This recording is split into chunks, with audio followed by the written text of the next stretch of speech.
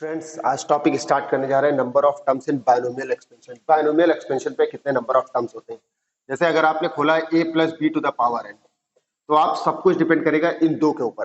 तो अगर यहाँ पर बेसिकली दो टर्म है, एक a फर्स्ट एंड सेकंड दो टर्म है और उसकी पावर n लिखा हुआ है, तो आप सीधे सीधे एक्सपेंड करेंगे n प्लस वन टर्म्स, यानी डायरेक्ट आपका आंसर आने वाला है n plus one terms. For example ले लेते हैं, जैसे आपने पूछा है x plus three y to the power 10। अब आप कहें x plus three y to the power 10 में कितने टर्म होंगे, तो आपने काउंट किया तो 1 2, यहाँ पर केवल और केवल दो टर्म है, तो टोटल आपने पावर ली, उस पावर में आपने 1 प्लस कर दिया, तो 10 प्लस 1 टोटल टर्म्स आ गए कितने 11। यानी जो भी होल पावर है उसमें आपने प्लस 1 कर दिया, होल टर्म आ गए 11 टर्म।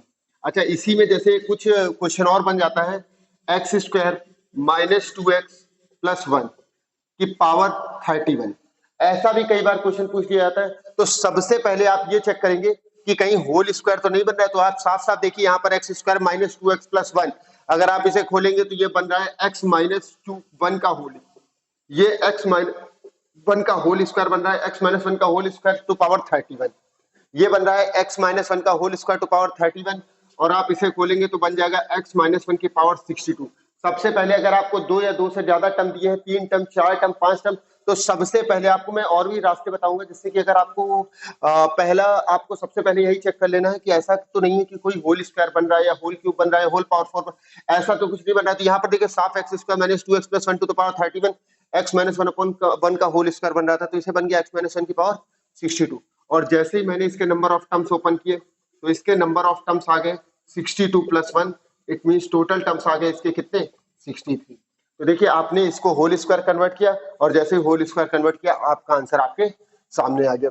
ठीक है, तो इस तरीके से आप क्वेश्चन को फाइंड आउट कर सकते हैं। कैसे?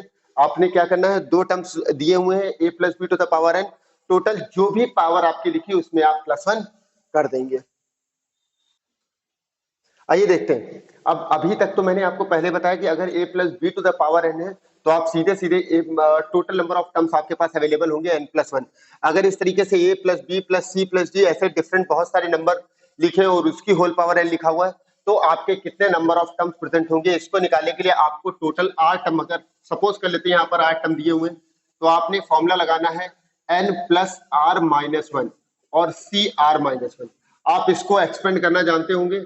एनसीआर को एक्सपेंड करने का तरीका होता है n factorial upon r factorial n minus r factorial. ठीक है, n factorial upon r factorial n minus r factorial से आप ओपन करेंगे, आपका आंसर डायरेक्ट आ जाएगा। तो चलिए एक क्वेश्चन करके देखते हैं हम लोग। ये लिखा हुआ है x minus three y plus four z की पावर 25।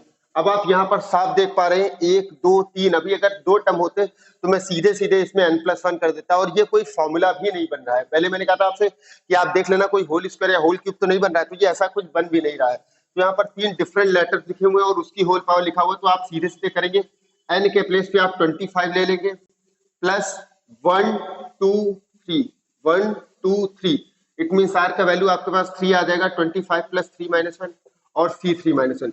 इसे जैसे ही आप ओपन करेंगे 25 3 28 माइनस वन 27, 27 C2 आ जाएगा। आपका आंसर आ जाएगा 27 C2, 27 C2 आ जाएगा। इसको जब आप एक्सपेंड करेंगे, आपको बता दूं एनसीआर खोलने का तरीका n factorial upon r factorial minus r factorial होता है, या फिर इसका दूसरा डायरेक्ट अगर आप ट्रिक से खोलना चाहते हो, तो ये 27 लिखा है और ये कितना लिखा हुआ है 2, तो आप 27 को 2 टाइम्स खोल दीजिए। 27 को उसके लोअर प्रोडक्ट पे दो बार खोल दीजिए, 27 इंटू 26 बाय 2 इंटू 1। जैसे ही आप इसको सॉल्व करेंगे 13 13 7 जा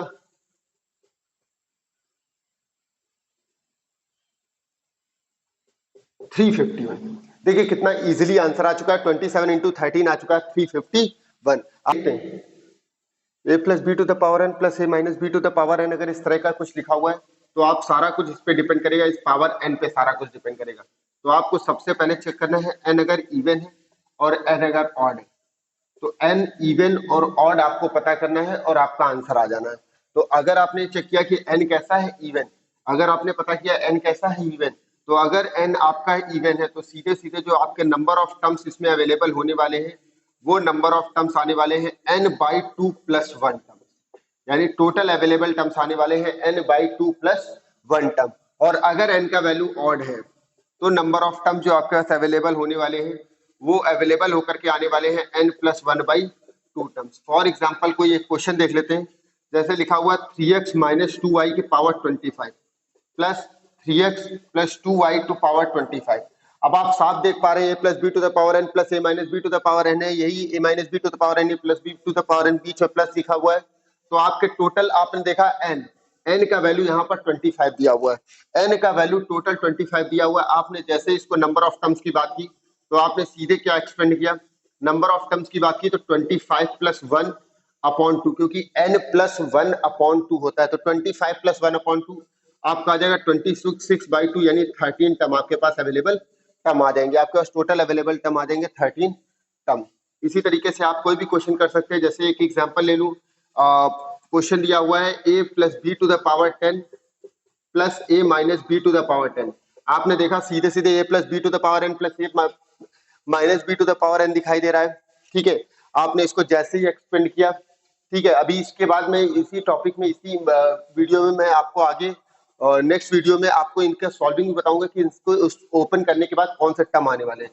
तो अगर मैंने देखा तो n का वैल्यू आपका यहाँ पर 10 आने वाला है, n = 10 आने वाला है। 10 कैसा है, इवन। तो अगर 10 इवन है तो सीधे नंबर ऑफ टर्म्स आपके पास आने वाले हैं, नंबर ऑफ टर्म्स आपके पास आने वाले हैं 10/2 + 1। इट मीन्स आने वाला है 5 + 1 6 term, and number of terms आपके पास अवेलेबल होने वाले हैं 6 टर्म, जो आपका सही करेक्ट आंसर है। एक नया formula a + b to the power n minus a - b to the power n।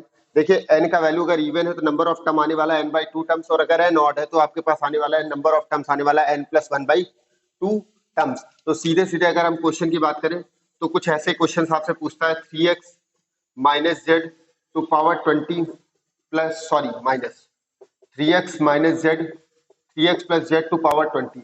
अब आप साफ देख पा रहे हैं n का वैल्यू 20 है, तो 20 और 20 सीधे सीधे आप कैंसिल करें, a - b to the power n plus a - b, तो आपका n का वैल्यू इवन दिया हुआ है, तो 20/2 इट मीन्स आंसर आने वाला है 10 टर्म्स। आइए देखते हैं कुछ एक्सरसाइज के questions. 3x - 7/y² to power 8। अगर आप इसमें नंबर ऑफ टर्म्स की बात करें तो सब सारे क्वेश्चंस में हमें number of terms find out करना है, सभी क्वेश्चंस में हमें number of terms find out करना है कि अगर हम बाइनोमियल को एक्सपेंड करते हैं तो कितने नंबर ऑफ टर्म्स आएंगे। तो यहाँ पर मेरे को सीधे काउंट करना 1 2, तो a + b to the power n अगर है n+1, तो टोटल यहाँ पर नंबर ऑफ टर्म आने वाले हैं 8 + 1, टोटल 9 टर्म्स अपने पास अवेलेबल होने वाले हैं। अगर हम इधर देखेंगे तो 1 + 2x + x², ये फॉर्मूला बन रहा है x + 1 का होल स्क्वायर या 1 + x का होल स्क्वायर। तो जैसे ही मैंने 1 + x का होल स्क्वायर टू पावर 7 किया, ये बन करके आने वाला है 1 + x की पावर 14। ये देखिए a + b to the power n बन चुका है, और सीधे इसका आंसर आने वाला 14 + 1 15 टर्म्स, टोटल आंसर आने वाला 15 टर्म्स। अच्छा, इसकी बात करें a + b to the power n और minus a - b to the power n है, n यहाँ पर साफ दिखाई दे रहा है। n का वैल्यू सबसे पहले आप चेक करेंगे 93, जो कि ऑड है, तो सीधे आपके नंबर ऑफ टर्म्स बन करके आने वाले हैं 93 + 1/2। 93 + 1/2 टर्म बन करके आने वाला है, इसको हम लोग खोलेंगे 94/2, 2 4 जा 8, 2 7 जा 14, यानी 47 टर्म आपका सही आंसर आने वाला है। अच्छा, इसके बाद अगर हम बात करते हैं इसकी बात, तो यहाँ पर भी आप देखें तो a + b to the power n minus a - b to the power n, ये आपका n जो है 50 दिखाई दे रहा है। यहाँ पर बीच में आपको याद करने का तरीका ये है, टेक्निक ये है कि अगर बीच में प्लस होगा तो बीच में ये ऑड के लिए तो दोनों सेम रहते हैं, n+1/2 n+1/2, और अगर इवन है तो इवन में पावर अगर इवन है तो बीच में अगर प्लस है तो n/2 + 1 आंसर आता है, और अगर माइनस है तो सीधे n/2। तो सीधे सीधे यहाँ पर 50/2 टोटल आंसर आने वाला है 25 टर्म्स, क्योंकि यहाँ पर माइनस है तो सीधे n/2 टर्म्स आएगा। अच्छा, यहाँ पर आपने देखा 1 2 3, ये देखिए तीनों अलग अलग लेटर्स हैं, और तीनों को हम सॉल्व नहीं कर सकते, तो सीधे 6 + 3 - 1 c3 - 1, इसे हम सॉल्व करेंगे 6 3 9 - 1 8 c2। 8 को हम 2 टाइम्स खोलेंगे, 8 × 7/2 × 1, और इसे सॉल्व करते हैं 2 4 जा 8, 4 7 जा 28 आपका आंसर है। इट मींस इसको ओपन करने पे a - b + c to the power 6 को ओपन करने पे टोटल अपने पास अवेलेबल टर्म्स आएंगे 28 टर्म्स। फिर इसके बाद इसको देखते हैं 1 + 3x + 3x² + x³। मैंने आपको सबसे पहले बताया कि आप क्वेश्चन को चेक कर लेंगे, ऐसा तो नहीं है कि वो होल स्क्वायर या होल क्यूब बन रहा है। तो आपने जैसे इसको खोला तो बन गया 1 + x का होल क्यूब की पावर 5, ये बन गया 1 + x की power 15। Total number of term आने वाले 15 + 1, यानी टोटल टर्म आने वाले 16 टर्म।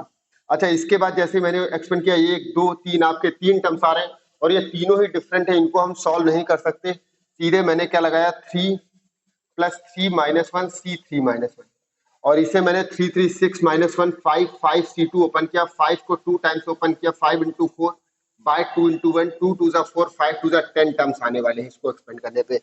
अगला वाला question 1 minus x plus x square है, ये भी सॉल्वेबल नहीं है, तीनों एलिमेंट्स अलग अलग हैं, तो आप इसको ऐसे लिख सकते हैं 4 प्लस 3 माइनस 1 और C3 माइनस 1, 4 3 7 माइनस 1 होता है 6 C2, 4 3 7 माइनस 1 6 C2, 6 C2 को जब आप एक्सपेंड करेंगे 6 इंटू 5 बाई 2 इंटू 1, 2 3 जा 6 आएगा, 3 5 जा 15 आपका आंसर आ जाएगा, यानी टोटल अवेलेबल टर्म्स आ जाएंगे 15 टर्म्स। तो काफी क्वेश्चन मैंने नंबर ऑफ टर्म्स के सॉल्व किए।